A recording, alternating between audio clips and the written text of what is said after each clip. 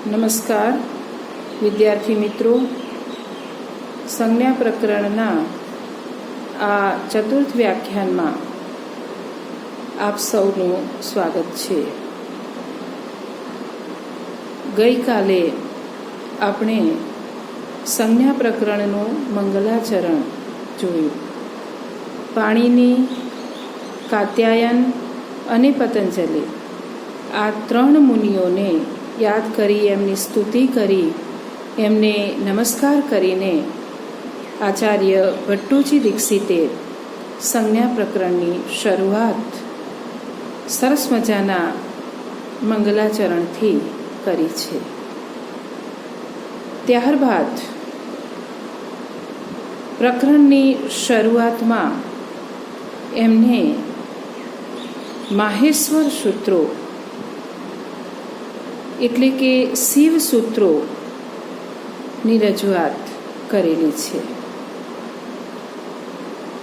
માહેશ્વર સૂત્રો સમજતા પહેલાં આપણે ભગવાન શિવને યાદ કરી એની સ્તુતિ કરીશું. નાગેન્દ્રહારાય ત્રિલોચનાય ભસ્મંગરાગાય મહેશ્વરાય નિત્યાય સુત્યાય દિગંબરાય તસ્મૈ નકરાય નમઃ શિવાય. ભગવાન શિવને યાદ કરી આપણે એમના જે શિવ સૂત્રો છે એને સમજીએ. વિદ્યાર્થી મિત્રો, શિવ સૂત્રોને એક સુંદર નામ આપ્યું છે અક્ષર સમામ્નાય. અક્ષરોની જે ગોઠવણી છે એ બહુ વ્યવસ્થિત રીતે કરેલી છે. એને અક્ષર સમામ્નાય, માહેશ્વર સૂત્રો, શિવ સૂત્રો અને ઉપદેશ એવા નામથી ઓળખવામાં આવે છે. શિવ સૂત્રો સમજતા પહેલાં મિત્રો હું આપને કહીશ કે આપણી જે એક્ઝામ છે, પરીક્ષામાં આ શિવ સૂત્રો નોંધ માટે પૂછાય છે. માહેશ્વર સૂત્રો, શિવ સૂત્રાણી, માહેશ્વરાણી સૂત્રાણી, ઉપદેશ એ કોઈ પણ રીતે એ પૂછી શકાય છે. તો 14 શિવ સૂત્રો આચાર્ય ભટ્ટુજી દીક્ષિતે આ પ્રકરણમાં જણાવ્યા છે. એ 14 સૂત્રો હું પહેલાં તમને કહું છું, તમે એને શાંતિથી સાંભળી અને પછી વિદ્યાર્થી મિત્રો એ 14 શિવ સૂત્રો કંઠસ્થ કરવા જરૂરી છે. 1 બાય 1 ક્રમશઃ 14 શિવ સૂત્રો હું તમને જણાવું છું. પહેલું શિવ સૂત્ર છે અ ઈ ઉણ. બીજું છે રૂ ઋ ક. ત્રીજું એ ઓંગ. ચોથું છે એ ઔ ચ. પાંચમું ભ ય વ ર ટ. છઠ્ઠું છે લણ. સાતમું યમંગણનમ. આઠમું છે જ ભ ઝ. નવમું છે ઘ ઢ ધ શ. 10મું જ બ ગ ડ દ સ. 11મું છે ખ ફ છ ઠ થ ચ ટ ત વ. 12મું છે ક પ ય. 13મું સ સ સ ર અને 14મું છે હલ. આ 14 શિવ સૂત્રો પ્રારંભમાં આપ્યા છે. આ 14 સૂત્રો વિદ્યાર્થી મિત્રો ફરીથી તમને યાદ દેવડાવું છું કે 14 સૂત્રો કંઠસ્થ કરવા જરૂરી છે. આ 14 સૂત્રો આપ્યા પછી મેં તમને કહ્યું હતું પહેલા લેક્ચરમાં કે સંજ્ઞા પ્રકરણમાં જે તે સૂત્ર આપી અને નીચે એની વૃત્તિમાં સુંદર રીતે એ સૂત્રને સમજાવવા પ્રયત્ન કર્યો છે. એ જે ગદ્યમય લખાણ છે એની વૃત્તિ કહેવામાં આવે છે.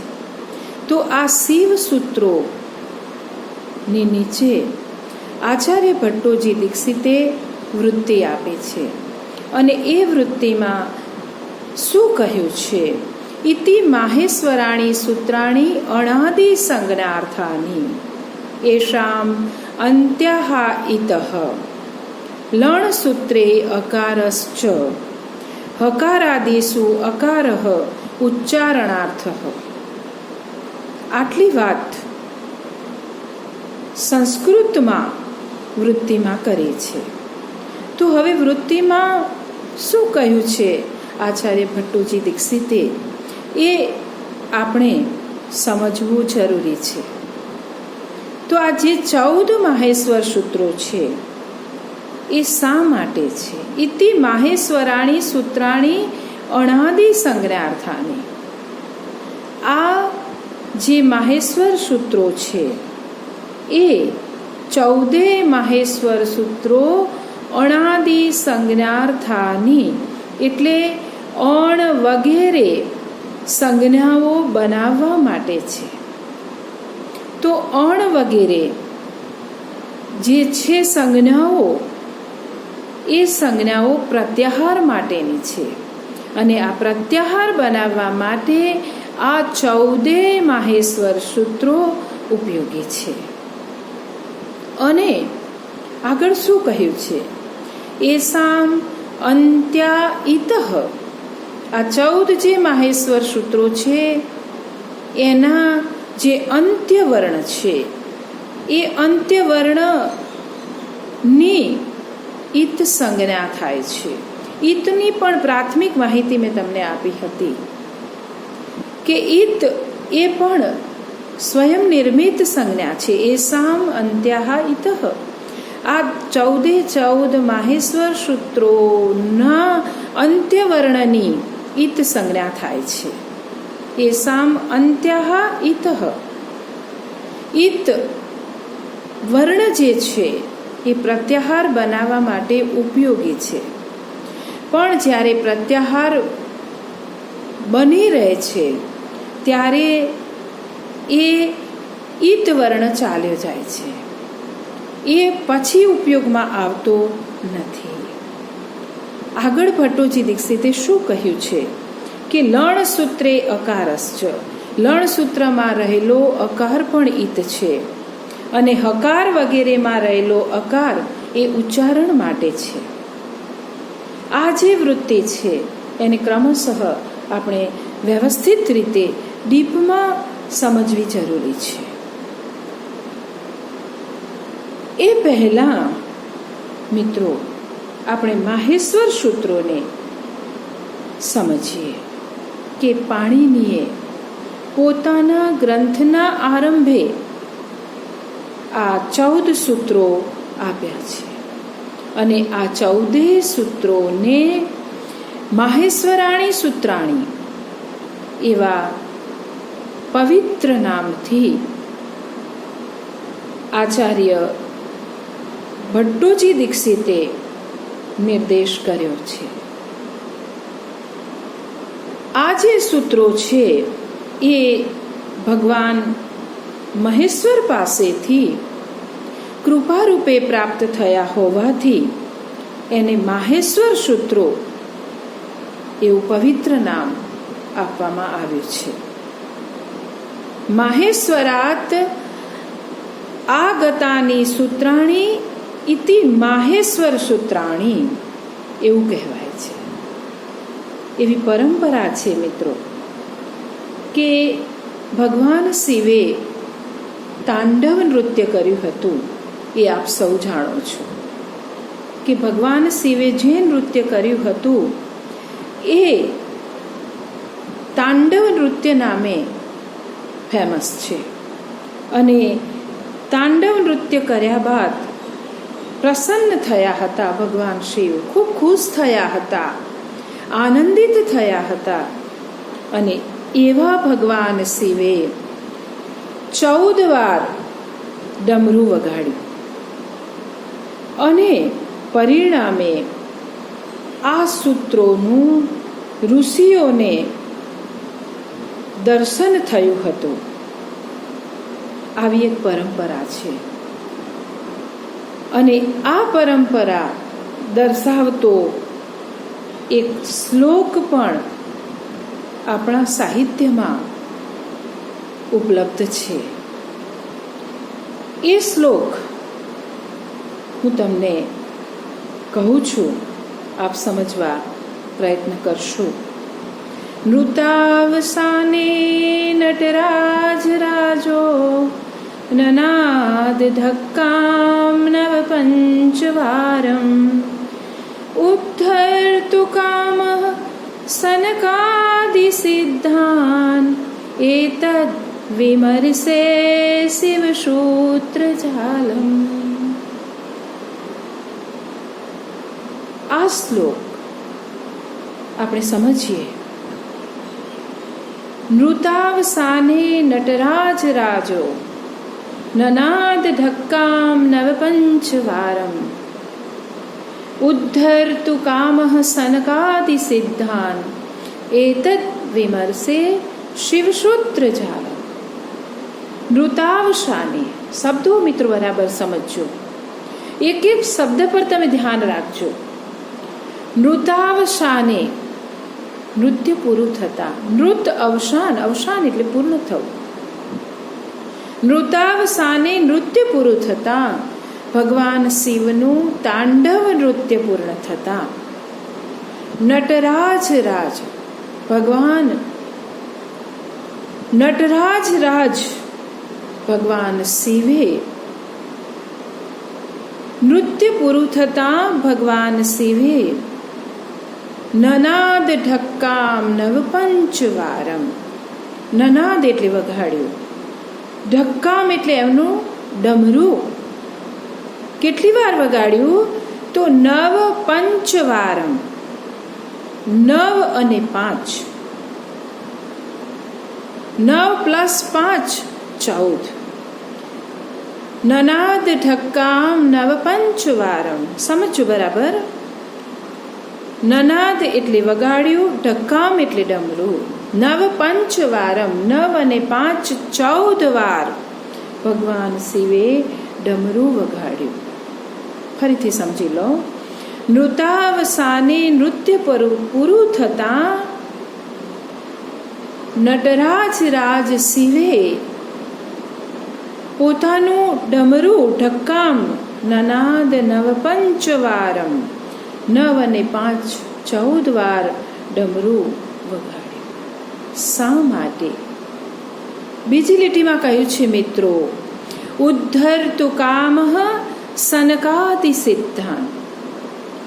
સનક વગેરે સિદ્ધ મુનિઓ, સનકાદિ સિદ્ધાન, સનક સનંદન વગેરે જે સિદ્ધ મુનિઓ, સિદ્ધ પુરુષો હતા, એમના ઉદ્ધાર માટે, કામના એટલે ઈચ્છા, ઉદ્ધર્તુ કામઃ શબ્દ પર ધ્યાન રાખજો. ફરીથી કહું છું, ઉદ્ધર્તુ કામઃ, કામના એટલે ઈચ્છા, ઉદ્ધર્તુ એટલે ઉદ્ધાર માટે. કોના? સનકાદિ સિદ્ધાન, સનક વગેરે સિદ્ધ મુનિઓના ઉદ્ધાર માટે એમણે 14 વાર ડમરું વગાડ્યું. અને એતદ વિમર્શે શિવસૂત્રજાલમ. એતદ એટલે એમાંથી, એમણે શિવસૂત્ર જાલની રચના કરી. શિવસૂત્રો એક નહીં પણ 14 છે, માટે એને જાલ કહે છે. શિવસૂત્ર જાલની રચના કરી. ફરીથી આ શ્લોક સમજી લો કે નૃતાવસાને નટરાજ રાજો નનાદ ઢક્કામ નવપંચવારમ ઉદ્ધરતુ કામઃ સનકાદિ સિદ્ધાન એતદ વિમર્શે શિવસૂત્ર જાલમ. નૃતાવસાને એટલે નૃત્ય પૂરું થતા નટરાજ રાજ શિવે અર્થાત ભગવાન શિવે નનાદ ઢક્કામ નવપંચવારમ 14 વાર, 9 અને 5 એટલે 14 વાર ઢક્કામ નનાદ એમનું ડમરું વગાડ્યું. ઉદ્ધરતુ કામઃ સનકાદિ સિદ્ધામ, સનક વગેરે મુનિઓના ઉદ્ધાર માટે એમને 14 વાર ડમરું વગાડ્યું. અને એતદ વિમર્શે શિવસૂત્ર જાલમ, અને એમાંથી આ સરસ મજાના શિવસૂત્ર જાલની રચના કરી. અને આ 14 સૂત્રોનું જ્યારે ઉચ્ચારણ કરવામાં આવે છે ત્યારે મિત્રો ડમરું જેવો અવાજ સંભળાય છે એવી માન્યતા છે. હવે આગળ આ માહેશ્વર સૂત્રોની વાત મેં તમને કરી એ પ્રમાણે આ 14 માહેશ્વર સૂત્રોને આપ સૌ કંઠસ્થ કરી અને એનો ઉદ્ભવ કેવી રીતે થયો છે એ મેં હાલ તમને જે સમજાવ્યો એ પ્રમાણે તમે એની નોંધ સંપૂર્ણ તૈયાર કરી દેજો, કેમ કે પરીક્ષામાં એ ટૂંક નોંધમાં પૂછાઈ શકે છે. એને શિવ સૂત્રો તરીકે પણ પૂછાય, માહેશ્વર સૂત્રો તરીકે પણ પૂછાય, કોઈ વાર અક્ષર સમામ્નાય એ રીતે પણ પૂછી શકે અને ઉપદેશ એ રીતે પણ પૂછી શકે. તો કોઈ પણ રીતે પૂછેલો હોય તમે એનો જવાબ હાલ મેં તમને જે સમજૂતી આપી એ પ્રમાણે તમે એનો ઉત્તર વ્યવસ્થિત રીતે લખી શકશો અને લખશો તો તમને પરીક્ષામાં સરસ મજાની સફળતા મળશે. હવે વૃત્તિમાં આગળ મિત્રો શું કહ્યું છે કે આ જે 14 સૂત્રો છે એ અણાદિ સંજ્ઞાર્થાની એવું કહ્યું છે. આ 14 સૂત્રો છે એ અણ વગેરે સંજ્ઞાઓ બનાવવા માટે છે. અને એ અણ વગેરે જે સંજ્ઞાઓ છે એ 14 સંજ્ઞાઓ 14 માહેશ્વર જે સૂત્રો છે એમાંથી બને છે. એ 14 માહેશ્વર સૂત્રોનો જે છેલ્લો વર્ણ છે એની ઈત સંજ્ઞા થાય છે. અને આગળ વૃત્તિમાં કહ્યું છે કે લણ સૂત્રે અકારશ્ચ, લણ સૂત્રમાં રહેલો અ પણ ઈત છે. હકારાદિષુ અકારઃ ઉચ્ચારણાર્થ, હકાર વગેરેમાં રહેલો અકાર પણ ઈત છે. તો હવે આ જે વૃત્તિ છે માહેશ્વર સૂત્રો પછીની જે વૃત્તિમાં માહેશ્વર સૂત્રો સમજાવ્યા બાદ આ જે સંજ્ઞાની વાત કરી છે અણ વગેરે સંજ્ઞાઓની ઈત જે સ્વયં વ્યાખ્યાયિત પદ છે એની વાત કરી છે. એનો અભ્યાસ મિત્રો આપણે નેક્સ્ટ લેક્ચરમાં કરીશું. અસ્તુ ઇતિ શુભમ ભૂયાત.